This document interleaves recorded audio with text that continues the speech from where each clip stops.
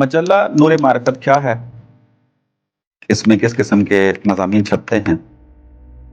ایک مجلہ کس طریقے سے اپنی ملت اپنی قوم کی نمائندگی کرتا ہے؟ ایک مجلہ ایک قوم کے اندر ہونا کیوں ضروری ہے؟ نور معرفت مجلہ نے اب تک کیا کارکردگی دکھائی ہے؟ اس مجلے کو درپیش کون سی مشکلات ہیں اور اس کے اندر ہم اپنا کیا کردار نبھا سکتے ہیں؟ آج کی ویڈیو میں آپ ان سارے سوالات کے جواب جانیں گے۔ اعوذ باللہ من الشیطان الرجیم، بسم اللہ الرحمن الرحیم، الحمدللہ رب العالمین۔ ناظرین، فلسفہ کی اہمیت اور اس کے اوپر ہماری گفتگو کا سلسلہ جاری و ساری ہے۔ آج ایک انتہائی یونیک اور منفرد موضوع کے ساتھ آپ کی خدمت میں حاضر ہوئے ہیں۔ وہ ہے ایک علمی مجلہ، میگزین کے جو اردو زبان میں شائع ہو رہا ہے، لیکن اہل علم حضرات اس سے غافل ہیں۔ کافی علمی کام ہوا، اس کے کافی اثرات مترتب ہو چکے ہیں اور ہو رہے ہیں، لیکن اہل علم کی طرف سے غفلت کی وجہ سے اس میں کچھ مشکلات درپیش ہیں۔ میں نے چاہا کہ اس کے اوپر گفتگو کی جائے اور اہل علم تک اس مجلے کی اہمیت، اس کی کارکردگی، اس کے ہونے والے اثرات اور مستقبل میں کیا کر سکتے ہیں اس کے بارے میں، اس پر جو ہے وہ گفتگو کریں ہم۔ میرے ساتھ موجود ہیں جناب ڈاکٹر حسنین نادر صاحب۔ السلام علیکم ورحمۃ اللہ۔ وعلیکم السلام ورحمۃ اللہ۔ بہت شکر گزار ہیں اور خوشی ہے کہ دوبارہ ہم بیٹھ گئے کہ عرض کیا تھا کہ اسلام آباد آئیں گے تو ریکارڈنگ کریں گے، تو الحمدللہ موقع فراہم ہو گیا اور ہم ایک موضوع پر بات کرنے لگے ہیں۔ مجلہ جس کی میں نے بات کی ہے، نور معرفت، سب سے پہلے تو اس کی ڈیٹ آف برتھ کے بارے میں بات کر لیتے ہیں، پھر اس کی باقی تفصیلات آپ سے جانتے ہیں۔ اعوذ باللہ من الشیطان الرجیم، بسم اللہ الرحمن الرحیم۔ میں دل کی گہرائیوں سے آپ کا شکریہ ادا کرتا ہوں کہ آپ نے ایک بار پھر اپنی بزرگواری کا ثبوت دیتے ہوئے لطف فرمایا اور ہمارے ساتھ بیٹھے، اور بالخصوص اس بار ہمارے درد کو لے کے بیٹھے۔ میزبان تو میں ہوں خیر ایک لحاظ سے اس حوالے سے، لیکن آپ نے دور سے آ کر بھی گویا میزبانی فرمائی ہے، تو میں آپ کا شکریہ ادا کرتا ہوں۔ جی، یہ جو جس مجلے کی ہم بات کر رہے ہیں، مجلہ نور معرفت، یہ کوئی جولائی 2007 تقریباً اس کی ڈیٹ آف برتھ ہے۔ تو اس زمانے میں تو خیر یہاں نہیں تھا، میں قم تھا جب اس مجلے کا آغاز ہو رہا تھا، لیکن اس کے پہلے شمارے سے بھی میں گویا اس مجلے کے ساتھ تھا۔ صحیح۔ اور وہ اس طرح کے نور الہدیٰ ٹرسٹ کے جو چیئرمین اس وقت مولانا سید حسنین عباس گردیزی حافظ اللہ تھے، اور مولانا سید رمیز الحسن موسوی، وہ بھی اس مجلے کے بانیوں میں گویا شمار ہوتے ہیں۔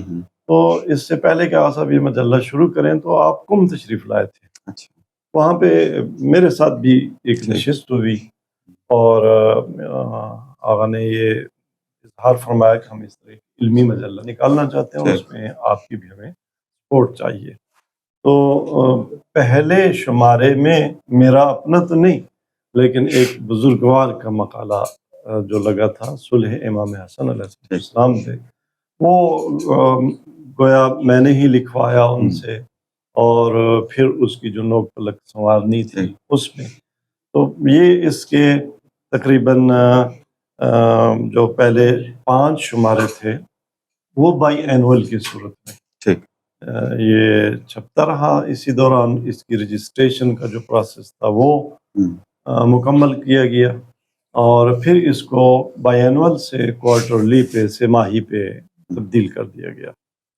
تو تھرو آؤٹ وہ پہلے 5-6 شماروں کے بعد سے ابھی ہم اس کے 71 جو ہے ایشوز وہ پبلش کر چکے ہیں، اگرچہ آخری 2 جو شمارے ہیں وہ ہارڈ کاپی ان کی نہیں چھپی، لیکن آن لائن وہ پبلش ہو چکی ہے۔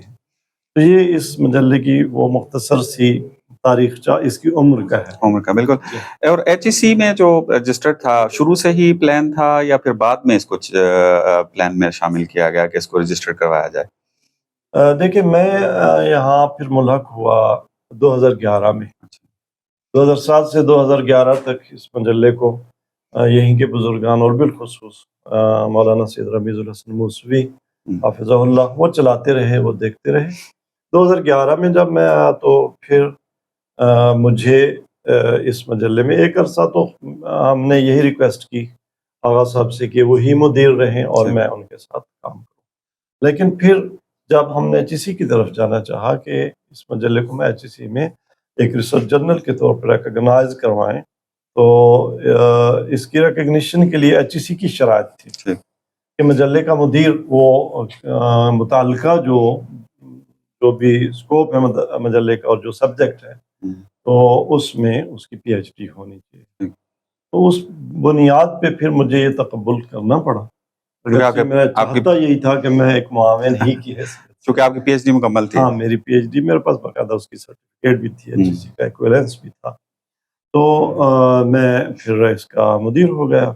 लेकिन वक्त के साथ साथ फिर हमें एचईसी के स्टैंडर्ड्स के मुताबिक ऑपरेटिंग सिस्टम जो है ओपन जर्नल्स जो सिस्टम है ओजेएस वो उस पे लेके जाना पड़ा इसको।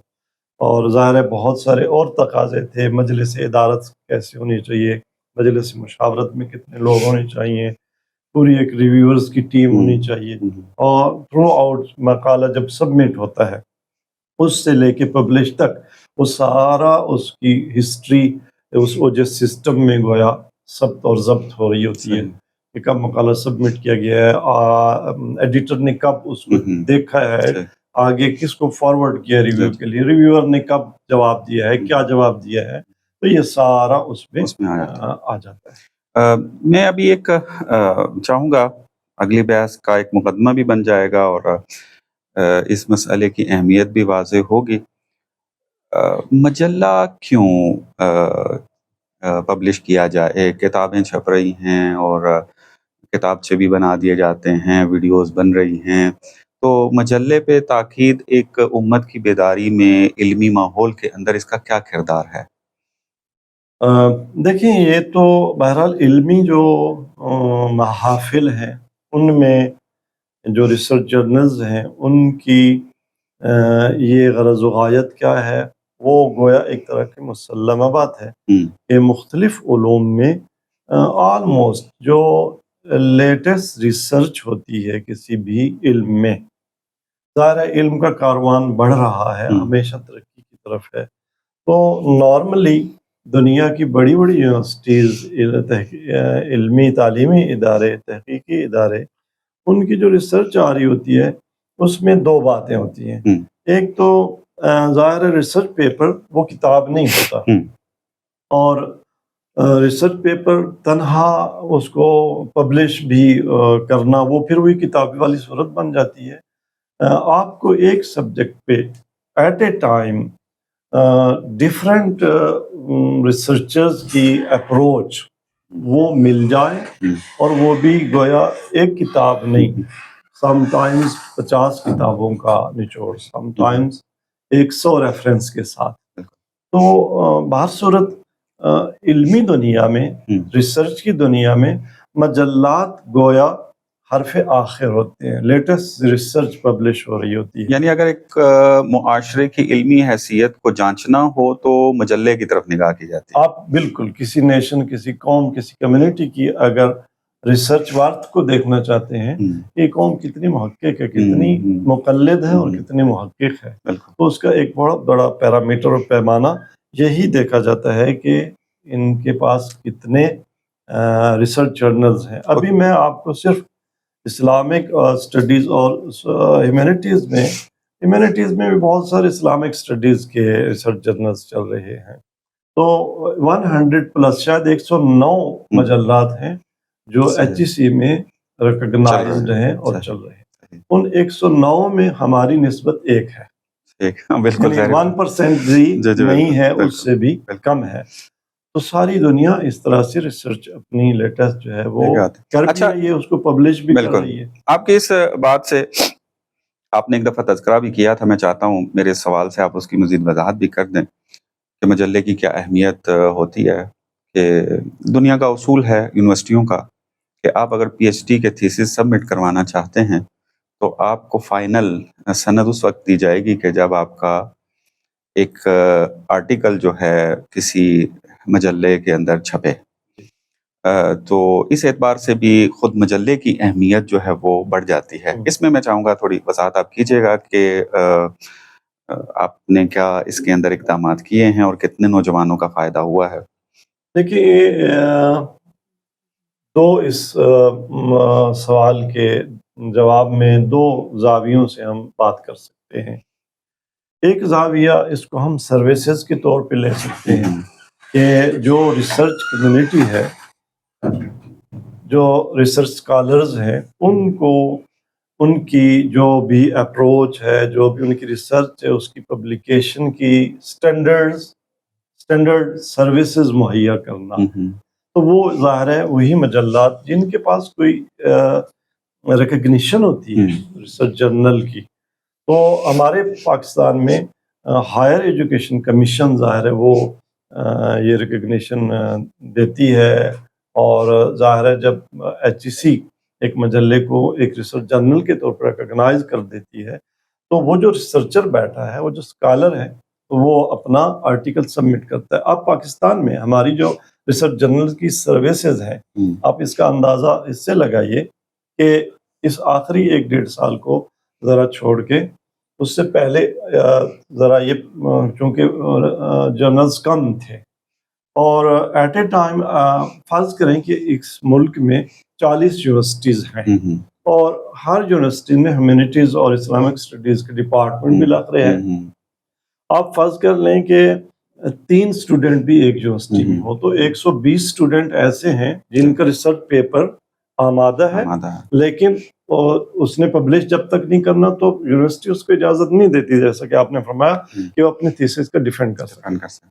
تو اس کو فیسیلیٹیٹ کرنا ہے. اور میرے پاس ایسے کیسز آئے خود میرے پاس کہ اسٹوڈنٹ اپنا کورس کمپلیٹ کر چکا ہے اور اپنا تھیسس بھی لکھ چکا ہے، لیکن چونکہ اس کا ریسرچ پیپر وہ مجلات کم ہیں یا سم ٹائمز ہمارے ملک میں کچھ اور بھی پرابلمز ہوتی ہیں کہ میں آپ کا مقالہ چھاپنے کو تیار نہیں ہوتا، چاہے وہ معیار پر بھی پورا اتر رہا ہو. تو بچے سم ٹائم 3 سیمسٹرز کی یونیورسٹی کی فی اس لیے ادا کر رہے ہیں کہ ان کا آرٹیکل نہیں پبلش ہو رہا، وہ ابھی تک ڈیفینڈ نہیں کر سکے. تو مالی بھی بوجھ تھا بچوں پہ. اور پھر ظاہر ہے اہل قلم کو کب قلم میں اٹھانے پہ تشویق ملے گی؟ تبھی جب اس کی ریسرچ پبلش ہو رہی ہوگی. تو یہ سروسز، یہ مجلات من جملہ یہ جو مجلہ ہمارا نور معرفت ہے اس نے دی اور بہت سارے پاکستانی یونیورسٹیز اور انٹرنیشنل یونیورسٹیز کے بچوں کی کو فیسیلیٹیٹ کیا. اور ایک طرف اس کے ساتھ دوسرا جو رخ ہے وہ یہ کہ خود محقق پروری ایک کام ہے. پہلے دن سے وہ جیسے کہتے ہیں کہ نہال اس گلستان میں جتنے بڑھے ہیں یا پلے ہیں وہ ہمیشہ وہ نیچے سے اوپر گئے. تو پہلے ہی دن کوئی شہید مطاری نہیں ہوتا، پہلے دن کوئی کانٹ نہیں ہوتا.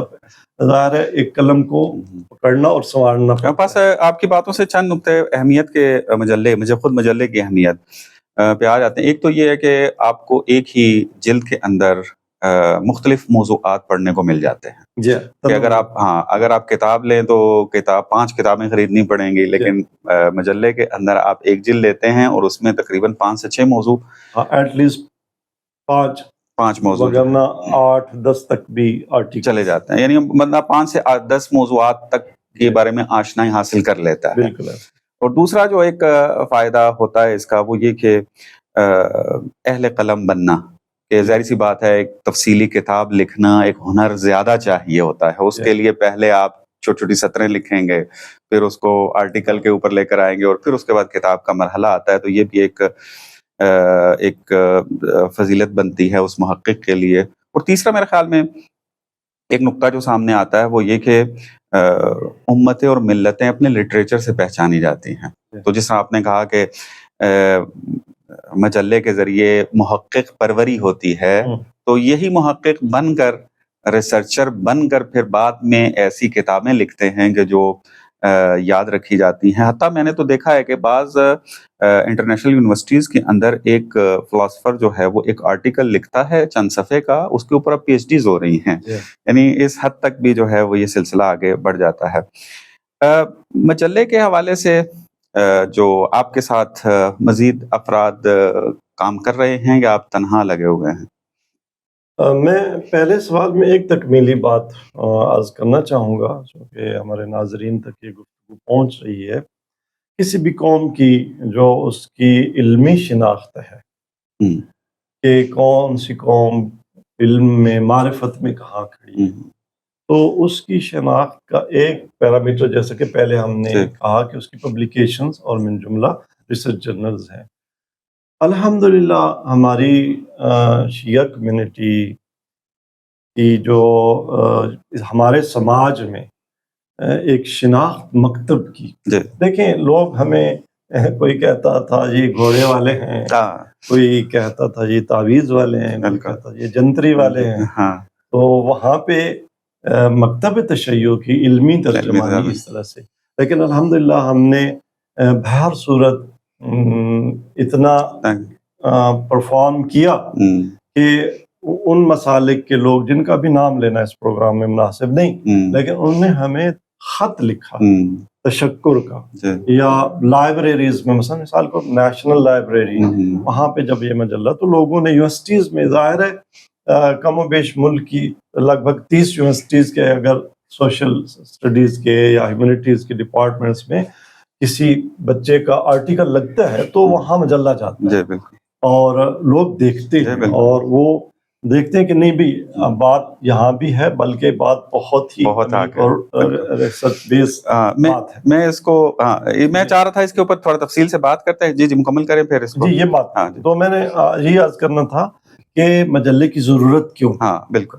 آپ جو وارث علم میں ائمہ طاہرین ہیں, امام صادق امام جعفر صادق علیہ السلام اور امام باقر علیہ السلام کے علوم کے وارث, تو انہوں نے تو دنیا کو ان کے علوم سے آشنا کرنا ہے. اور امام رضا علیہ السلام فرماتے ہیں جو ہمارے کلام کی خوبیوں کو جان لے گا, لو علم الناس محاسن کلام لاتبعونا. تو یہ محاسن کلام اہل بیت کس نے بتانے ہیں؟ ان میں ایک ممبر ہے, لیکن ممبر سے کتنے ہم محاسن بتا سکتے ہیں اس کو دیکھنے کی ضرورت ہے. محراب ہے, لیکن ایک چیز یہی کتاب اور مجلہ. بالکل ایسے. اب وہی سوال پوچھ رہا تھا, مختصر جواب دیجیے گا. آپ کے ساتھ افراد جو ہیں, پھر آگے درد دل کی طرف بھی آتے ہیں. دیکھیں میرے ساتھ جو افراد رہے اس ٹیم میں, ویسے تو ہمارے جو ہیں اب مدیر اعلیٰ جن کے نام سے رجسٹریشن ہے اور جو بانی ہوئے اس کام کے, وہ حجت الاسلام علیہ مولانا سید حسنین عباس گردیزی ہیں. اور عملاً البتہ اس میں ان کا بالخصوص ریسرچ ورک میں مجلے کے جتنے انتظامی امور میں ان میں ان کا پارٹیسپیشن نہیں ہے, ان کی صرف سرپرستی ہے. ظاہر ان کے اور مشکلات ہیں اور مسائل ہیں اور مصروفیات ہیں. ایک اور جو بانیوں میں شمار کر لیں مولانا سید رمیز الحسن موسوی ہیں, تو وہ بھی آپ ان کے اپنے ریسرچ پروجیکٹس ہیں, ایک ادارے کو چلا رہے ہیں. تو عملی طور پہ آن دا گراؤنڈ یا آپ کہیں آفس میں, تو میں ایک کمپوزر کے ساتھ ایک بندہ ہوں. لیکن یہ کہ مختلف کونوں میں اس ملک سے باہر ریویورز کی ایک ٹیم ہے, لگ بھگ اب 50+ میں ریویورز ہیں جن سے ہم ریویوز لیتے ہیں. ان کا کنٹریبیوشن ہے, ہم تو کیا انہیں پے کرتے ہیں یا نہیں کرتے تقریباً. اسی طرح سے مقالہ نگار ہیں یونیورسٹیز کے, بہت سارے دیگر مسالک. الحمدللہ ایک مسئلہ کی ہم آہنگی بھی جنریٹ ہوئی ہے اس مجلے کی بنیاد پر. ہماری ایڈیٹوریل بورڈ میں ہماری جو مشاورتی مجالس ہیں ان میں دیگر مسالک کے ڈاکٹرز علماء ہیں, اور انہوں نے بہت ہی پیار و شفقت کے ساتھ ایون HEC میں ریکگنیشن میں بھی وہ ہمارے ساتھ رہے. اور مقالات بھی آتے ہیں, مقالات بھی دوسرے مسالک کے بچوں کے آتے ہیں. ہم نے کبھی بھی اس کو چیز کو نہیں دیکھا. تو وہ ایک ٹیم ہے بہت بڑی. لیکن یہ کہ یعنی وہ تقریباً آفیشیل نہیں ہے, ہاں, آپ اپنی جی, دوستی اور اپنے جی, جان پہچان کی ہاں, بنیاد پہ ان سے استفادہ کرتے ایسا ہیں. ہے, ایسا جی جی. جی. اچھا, اگر ناظرین چونکہ دیکھ رہے ہیں مجلہ پڑھنے کی پھر تشویق پیدا ہوگی, ایکسیس جو ہے وہ کہاں کہاں پہ نور معرفت مجلہ کی ہو سکتی ہے, ویب سائٹ, اس کے ہارڈ کاپیز کیسے حاصل کریں, یا مثلا جہاں پہ وہ پڑے ہوئے ہوتے ہیں, یہ اگر جی. جو آپ معلومات فراہم کر دیں. دیکھیں اس وقت ہماری 2 ویب سائٹس چل رہی ہیں. اچھا, ایک خود مجلے کے نام سے نورمعرفت.com, اچھا, اور دوسری ویب سائٹ وہ ہے nrd.org.pk. صحیح.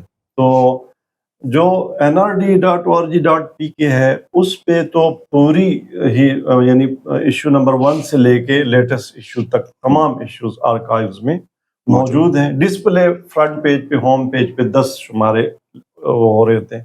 جو آپریٹنگ سسٹم ہے OJS, اس کی بھی وہ ایک ویب سائٹ کا بھی امکان دیتا ہے. تو اس پہ لیٹسٹ 10 شمارے چل رہے ہوتے ہیں. ٹھیک. اور باقی پھر وہیں پہ لنک دیا ہوتا ہے کہ اگر ریڈر نے لنک پرانے اور پریویس ایشوز دیکھنے ہیں تو وہ لنک پہ کلک کرے گا تو آٹومیٹیکلی اس دوسری ویب سائٹ پہ چلے گا. تو یہ سب میٹیریل آن لائن موجود ہے. جتنے مقالے اب تک لکھے جا چکے ہیں سارے ایکسیس وہاں پہ جی بالکل. اب البتہ ابھی ہم اس پہ ورکنگ کی ضرورت ہے, اور وہی ہیومن سورسز اور فائنینشیل سورسز کا ایشو آ رہا ہے, وگرنہ ابھی آرٹیکل وائز تو ابھی تک ہم نہیں کامیاب ہوئے کہ ایک بندہ آرٹیکل وائز جو ہے نا ریسرچ کر سکے. یعنی ایک موضوع کے تمام آرٹیکل اس میں آ جائیں. جی ہاں, مثلا فلسفہ کلام پہ کوئی دیکھنا چاہتا ہے تو 50+ اگر ہمارے آرٹیکلز چھپ چکے ہیں تو وہ ایک ہی لسٹ میں, ایسا ابھی ہونا سیٹنگ ابھی نہیں ہو گیا اس میں. لیکن ایشوز سارے معلوم ہے. ایشو مثلا ایشو 14 ایشو اس نے دیکھنا ہے تو 14 نمبر ایشو پہ جائے گا, وہاں انڈیکس پہ کلک کرے گا تو وہاں ساری چیزیں آ جائیں. ہارڈ کاپی اگر کسی نے منگوانی ہو تو ہارڈ کاپی جو ہمارے باقاعدہ کاری ہیں وہ تو ان کو تو جاتی ہے بائی پوسٹ, جو فی ادا کرتے ہیں. اور ویسے کوئی آرڈر دے چاہے تو بھی ہارڈ کاپی ہم پوسٹ کر دیتے ہیں جب وہ ایڈریس بھیج دیتا ہے. ہمارے پاکستان کی آلموسٹ تمام لائبریریز میں جاتا ہے, وہ اعزازی ہم بھیجتے ہیں بزرگ علماء کو, دانشوروں کو, اور کچھ مدارس کو. اس طرح سے اس میں ابھی پروگرام دیکھنے کے بعد کچھ دوستوں کے ممکن ہے تشویق یہ ہو کہ وہ ہارڈ کاپی منگوانا چاہے تو وہ میرے خیال ویب سائٹ پہ جا کے وہاں پہ میسج کریں گے. جی ویب سائٹ پہ ایڈریس دیے ہوئے ہیں, ہمارے فون نمبرز دیے ہوئے ہیں, اور وہ ہم سے کنٹیکٹ کریں گے, ای میل کر دیں گے کہ ہمیں اتنی ہارڈ کاپیز چاہیے فلاں ایڈریس پہ, وہ ہم پھر پوسٹ کر دیتے ہیں. بالکل. اچھا, مشکلات کیا درپیش آ رہی ہیں اس کو جاری رکھنے میں؟ مشکلات کے بیان سے پہلے میں ایک نقطہ جو ہے کچھ انفارمیشن بطور کلی کے اب تک ہم کتنا ورک کر چکے ہیں وہ آپ کی خدمت میں ایک ڈیٹا بیان کر کے تو انشاءاللہ ایک اچھی معلومات ہو جائیں گے. بالکل ایسے. اور اس میں دیکھیں اب تک 2007 سے اب تک 17 والیومز یعنی 17 جلدیں, اور ابھی 18ویں جلد کا بھی پہلا شمارہ پبلش ہو چکا ہے, اور جس میں یہ 71 ایشوز جو ہیں کنٹینیوس ایشوز وہ پبلش ہو چکے ہیں. اور آرٹیکلز کی اگر ہم تعداد دیکھیں تو 530+ آرٹیکل ریسرچ آرٹیکلز وہ پبلش ہو چکے ہیں.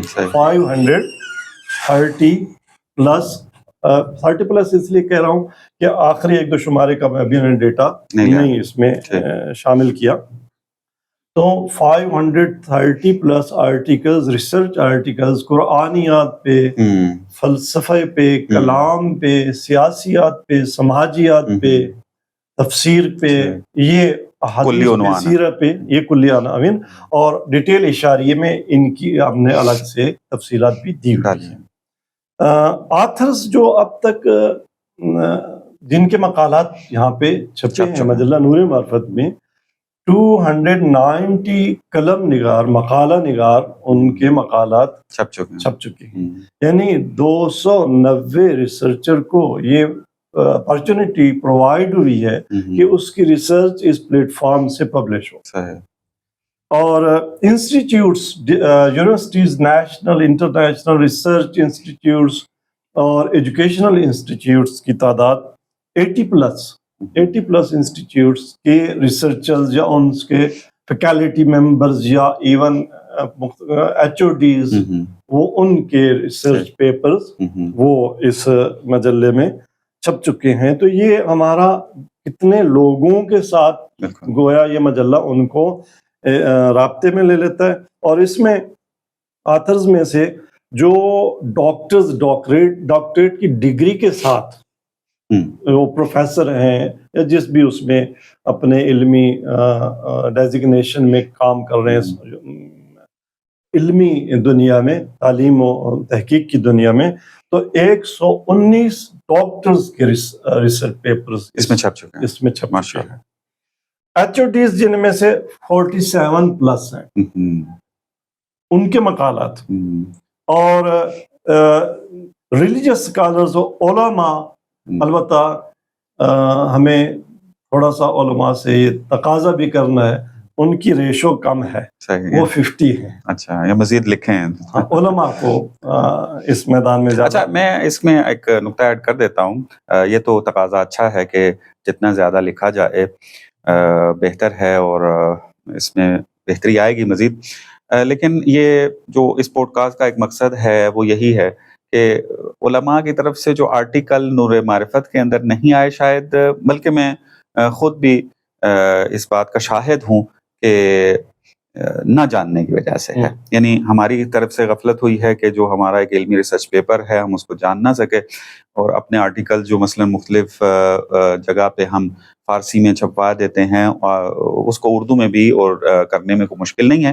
امید ہے کہ ہمارے اس پروگرام کے توسط سے بہت سارے علماء متوجہ ہو کر اس نمبر کو جو ہے وہ اضافہ کریں گے. ہم مشتاق ہیں علماء کے رشحات قلم کو پبلش کرنے کے, اور پی ایچ ڈی اسکالرز جن کو فیسیلیٹیٹ ہم نے جو ابتدا میں بات ہو رہی تھی کہ پی ایچ ڈی کر لیتا ہے بچہ, کورس کمپلیٹ کر لیتا ہے, لیکن وہ دفاع نہیں کر سکتا اپنی تھیسس کا, ڈگری نہیں لے سکتا. تو وہ ہم نے 85 پلس بچوں کو, جن میں تھوڑی سی تعداد دیگر مسالک کے بچوں کی ہے, وگرنہ آلموسٹ اپنی مطلب کمیونٹی کے بچے جو جن کے لیے زیادہ پرابلمز ہیں, کیونکہ جب آپ بالخصوص ریلیجس اسٹڈیز کے اسٹوڈنٹ ہیں تو یہاں جو ایک تعصب کی فضا پائی جاتی ہے, چاہے آپ جتنا بھی وہ اوپن مائنڈیڈ ہو کے لکھیں, تو جب کسی مدیر کے پاس آپ کا مقالہ جاتا ہے تو وہ دیکھتا ہے کہ اچھا یہ فلاں مسلک سے تعلق ہے, شیعہ سے ہے, وہ اس کو ریجیکٹ کر دیتا ہے. تو ہمارے بچوں کے پاس بالخصوص یہ پرابلم تھی کہ کہاں جائیں, تو ایک سہولت میسر ہوئی. میں اس نقطے کو دوبارہ فوکس کرنا چاہوں گا. یعنی آپ دیکھیں کہ مجلے کی ایک افادیت اس اعتبار سے بھی بہت زیادہ ہے کہ ایک بچہ جس نے اتنی محنت کر کے پی ایچ ڈی لیول تک آ چکا ہے, لیکن اب بعض جگہ پہ مذہبی تعصب کی وجہ سے اس کی پوری محنت کو ضائع کرتے ہوئے نظر آ رہے ہیں, تو یہ مجلہ آ کے اس محنت کو بچا رہا ہوتا ہے. تو اس اعتبار سے بھی اس مجلے کی بہت زیادہ اہمیت ہو جاتی ہے. بالکل ایسا. اور 14 ہمارے ایم فل اسٹوڈنٹس ہیں, ان 14 کا فگر ہے, پلس اس میں ہو سکتا ہے 1-2 بچہ مزید بھی کہ جو ایم فل کے اسٹوڈنٹس ہیں ان کا ریسرچ پیپر, اور 7 جو ہیں وہ بی ایس یا ایم ایس سی کے. بہت زبردست کار کر رہے ہیں. اب رہ گیا وہ کتنا ہو گیا ٹائم؟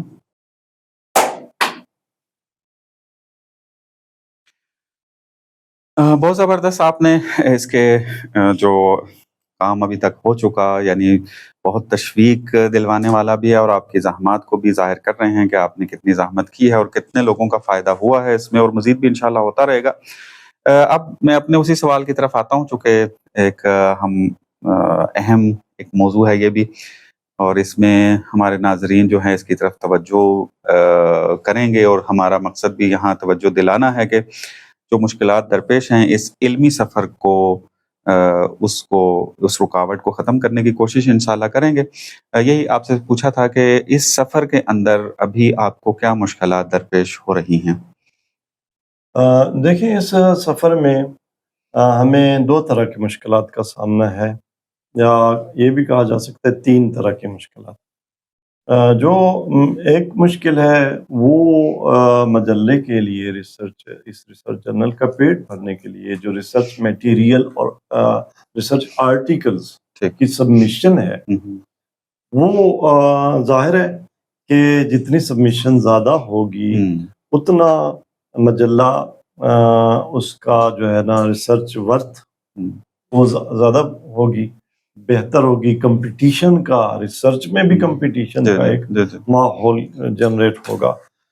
جب کوئی طالب علم اسٹوڈنٹ وہ اس مجبور ہو جاتا ہے کہ اس کو ڈگری نہیں مل رہی، تب تو وہ قلم اٹھاتا ہے۔ لیکن وہ قوم جو وارث علم ائمہ ہو وہ بھلا مجبوری میں لکھتی ہے؟ نہیں۔ ہماری توقع تو یہ تھی کہ شاید ہمیں معذرت کرنی پڑے گی آتھر سے کہ ابھی سپیس نہیں ہے، لیکن ہمیں کال دینا پڑتی ہے، ہمیں ریکویسٹ کرنا پڑتی ہے۔ تو ایک تو یہ سم ٹائمز یہ کہ دورانیہ پورا ہو رہا ہوتا ہے، فرض کریں کوارٹرلی ہے جب مجلہ، تو آپ نے 3 مہینے بعد شمارہ نکالنا ہے القاعدہ، لیکن آپ پاس خاطر خاص مشن نہیں ہوتی آرٹیکلز کی۔ اور بہرحال جن لوگوں کے پاس سورسز ہیں، مالی منابع ہیں، وہ پھر آتھرز کو ہائر کرتے ہیں، رائلٹی دے رہے ہوتے ہیں، لکھوا رہے ہوتے ہیں۔ ایک زمانہ تھا جب ہمارے پاس کچھ گشائش تھی تو بالخصوص ہم دینی مدارس کے طلباء کو جو جن کے پاس مالی وسائل کم ہوتے ہیں، ہم تشویق کچھ نہ کچھ کرتے تھے۔ لیکن وہ حالات کے بدلنے کے ساتھ ساتھ مطلب یہ کام نہ ہو سکا۔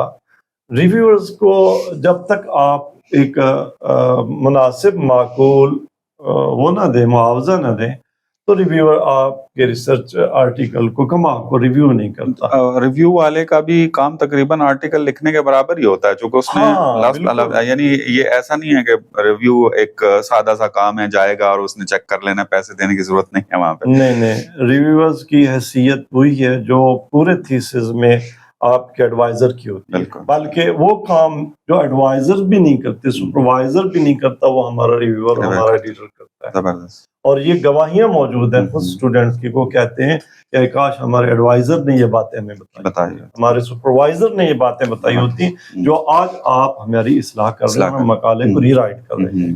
تو بہر صورت سبمیشن میں ہمیں پرابلم ہے، اور اس کے لیے تو پھر وہی ریسرچرز سے، محققین سے ہماری پھر وہی ریکویسٹ ہے کہ مکتب کی، مذہب کی، دین مبین اسلام کی حقیقی ترجمانی کے لیے قلم اٹھائیں، اور ضرور آپ کے مقالات سبمٹ ہوں انشاءاللہ۔ ایک گلہ قاری سے ہے۔ اچھا، آپ کو اندازہ ہوگا، میرے پاس فکس فگر تو نہیں ہے، لیکن اردو دان طبقے میں ہم اگر صرف اپنی کمیونٹی کی بات کریں، شیعہ مسلک کی بات کر لیتے ہیں، کتنی تعداد ہوگی مومنین کی؟ لاکھوں کروڑوں میں۔ تو اس اتنی بڑی آبادی میں ایک ریسرچ جرنل کی پبلیکیشن ہو 300 شمارہ، 300 کاپی، اور وہ بھی اس کو کوئی خرید کے پڑھنے والا نہ ہو، تو اس سے بڑی ریسرچ کی محرومیت کیا ہو سکتی ہے؟ اگر اس ملت میں 2000 قاری جو سال میں صرف 1000 روپے، جو صرف وہ ایک دفعہ بازار جاتے ہیں دوست کے ساتھ اور خرچ کر کے آ جاتے ہیں، ان کے بجٹ میں صرف سال کا 1000 روپیہ اگر ہو اس بات کے لیے کہ یہ میں نے اس مجلے کو ایک ممبرشپ کا سبمٹ کروانی ہے اور میں نے اس ریسرچ جرنل کو پڑھنا ہے، تو میرے خیال میں ہمیں کوئی پرابلم پیش نہیں۔ بالکل۔ اور پھر ایک اور بطور کلی جو مزاج ہے، دیکھیں ریسرچ کہیں بھی ہو وہ کمرشل ایکٹیویٹی نہیں ہوتی، وہ کمائی نہیں ہوتی، بالکل ایسا ہی۔ اور دنیا کے کتنے بڑے بڑے ریسرچ سینٹرز جن کو حکومتیں وہ فنڈنگ کرتی ہیں، لیکن ہمارا مزاج یہ نہیں ہے۔ بالکل، اس بنیاد پہ ہم اس وقت جہاں کھڑے ہیں کہ آج میں آفس میں اکیلا ہوں، میرا کمپوزر بھی ایک لحاظ سے اس کی چھٹی ہو گئی ہے کہ ہم اس کو سیلری نہیں دے پا رہے، یعنی آپ معاون مدیر کو ہم اس کی بھی نہیں دے پا رہے۔ نہیں، واقعاً یہ ایک المیہ ہے اس بات کا، جب آپ نے مجھ سے بھی تذکرہ کیا تھا، یعنی بہت اس بات سے افسوس بھی ہوا تھا کہ ایک ایسا مجلہ کہ جس نے اتنے اثرات دکھائے ہوں اور آگے بھی وہ دکھائے گا، انشاءاللہ. لیکن اس کے اندر مشکل یہ پیش آ رہی ہے کہ اس کو رن کرنے کے لیے جو بنیادی اخراجات ہیں وہ بھی اس کے پورے نہیں ہو رہے، اور اس کے ساتھ ساتھ ہم دیکھ رہے ہیں کہ معاشرے کے اندر کروڑوں روپیہ جو ہے مختلف پروجیکٹس کے اوپر لگ رہا ہے، مختلف بلڈنگز بن رہی ہیں، مختلف پروجیکٹس آ رہے ہیں، مختلف بہرحال رفاہی کام اور اس طریقے سے کر رہے ہیں. میرا خیال میں آپ کے اس مجلہ رن کرنے کے لیے شاید تو 3-3.5 لاکھ روپیہ بھی ہو تو میرا خیال میں یہ آرام سے چلتا رہے جی گا. بالکل، منتھلی اگر اتنی اماؤنٹ ہمیں میسر آ جائے تو ہم ایٹ لیسٹ جس معیار پہ چل رہے ہیں ہم اس کو مینٹین رکھ سکتے ہیں. اور میرے خیال میں آج کل میں ایک ملت کی طرف سے 3-3.5 لاکھ روپیہ تو شاید 3 روپے کے برابر بھی نہ ہو. تو یہ ایک واقعی المیہ ہے.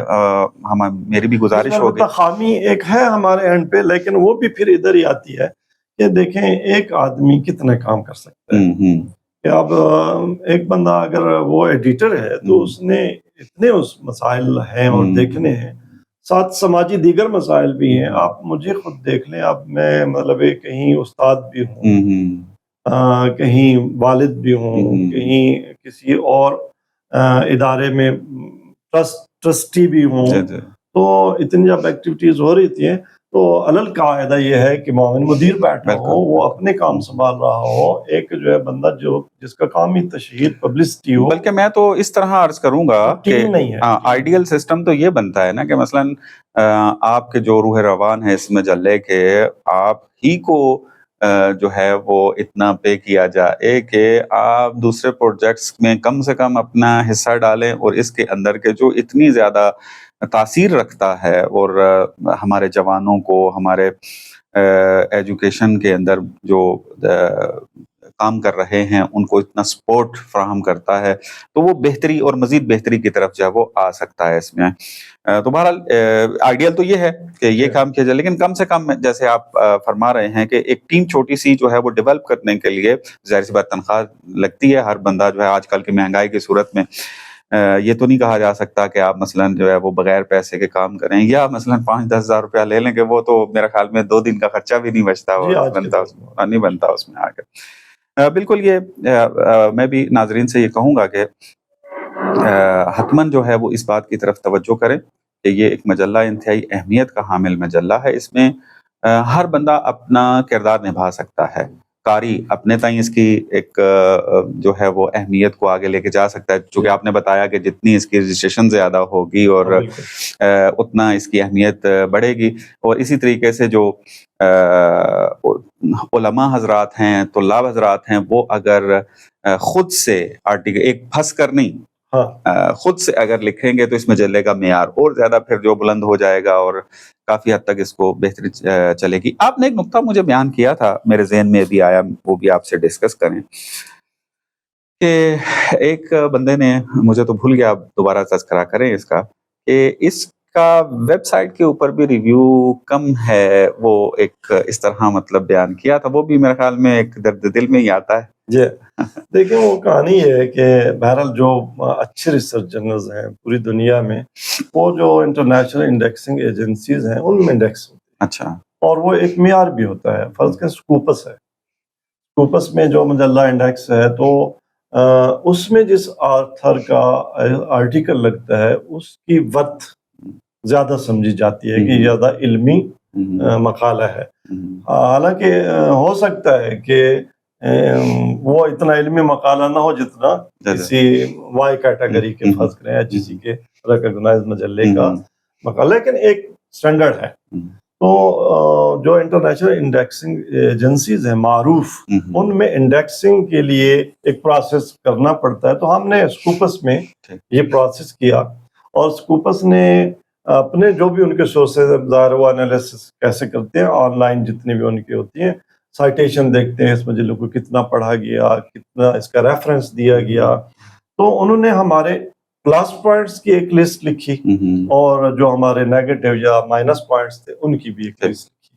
جہاں تک ہمارے پیپرز کی ریسرچ ورتھ کا تعلق تھا تو انہوں نے بہت ہمیں اچھے وہ دیے کہ اس کا جو محتوا ہے، مضمون ہے، وہ بہت زبردست ہے، بہت سراہا، زبردست. چند ایک باتیں تھی کہ فرض کریں انہوں نے کہا کہ آپ کا ایبسٹریکٹ بہت مختصر ہوتا ہے، اس کو ذرا کچھ رہنمائی انہوں نے کی.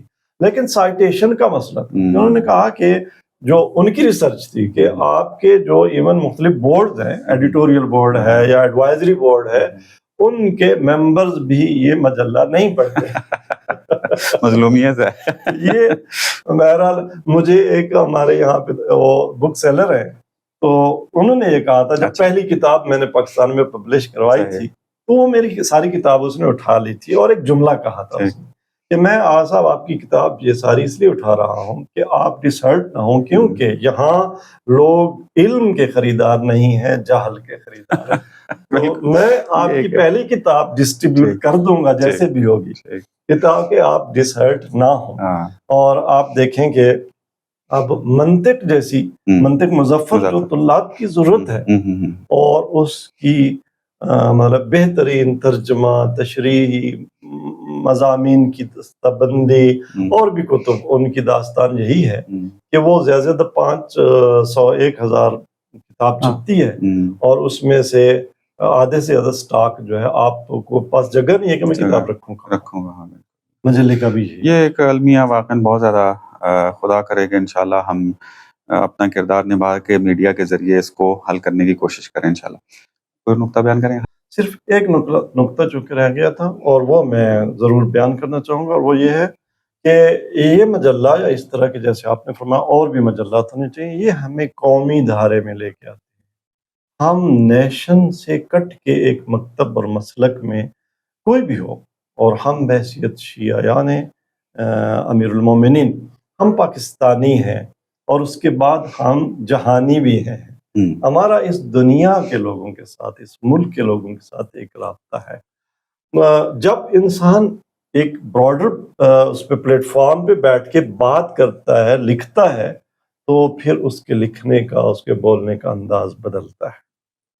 بہت ضرورت اس وقت اس بات کی ہے کہ ہم قومی پلیٹ فارم پہ، ہم نیشنل اور انٹرنیشنل پلیٹ فارم پہ موجود ہوں، اور اس لینگویج میں بات کر رہے ہوں جو نیشنل پلیٹ فارم کا تقاضا ہے. تو اپنے خول سے نکلنے کے لیے ایک بہترین پلیٹ فارم، خدا کرے ایسے کئی پلیٹ فارمز ہوں، اور نیشنل اور اس سے بڑھ کے انٹرنیشنل پلیٹ فارم پہ بات کرنے کے لیے ادھر آنا بہت ضروری ہے. ناظرین، جیسا کہ آپ نے دیکھا، ہم نے نور معرفت مجلہ کے حوالے سے اس کی رویداد سنی. آپ نے بہت سارے اس میں نکات نئے سنے ہوں گے، جدید ہوں گے آپ کے لیے، اور اس پوڈ کاسٹ کرنے کا مقصد بھی یہی تھا کہ اس مجلے کا تعارف کروایا جائے آپ کو، اور اس کی اہمیت بیان کی جائے، اور اس کی نسبت جو غفلت برتی جا رہی ہے اس غفلت کو ختم کیا جائے، تاکہ یہ ایک علمی مجلہ جو ہے وہ اپنے سفر کو انتہائی بہترین اور تیزی کے ساتھ اس کو جاری رکھے. بلکہ ہم تو یہ چاہتے ہیں کہ یہ نور معرفت فقط ایک مجلہ نہ رہے، بلکہ کئی مجلے HEC سے رجسٹرڈ ہو کر جو ہے وہ اپنا اس علمی سفر کو مزید بہتر بنائیں، تاکہ ایک جیسا کہ ڈاکٹر صاحب نے بیان بھی کیا ہے کہ جو میٹر اس مجلے میں چھپتا ہے، بہت سارے مجلے کہ جو HEC سے نکلتے ہیں، وہاں پر رجسٹریشن ان کی ہوئی ہے اور وہ ریکگنائز ہیں وہاں پر، ان سے کہیں درجے بہتر میٹر جو ہے اس مجلے میں چھپتا ہے. تو اگر ہم اور بھی مجلے اس طرح کے نکالیں تو کتنا فائدہ ہوگا ہمارے PhD ڈاکٹرز کو، ہمارے ایجوکیشن میں جو مصروف ہیں ان کے لیے، MPhil ریسرچرز کو.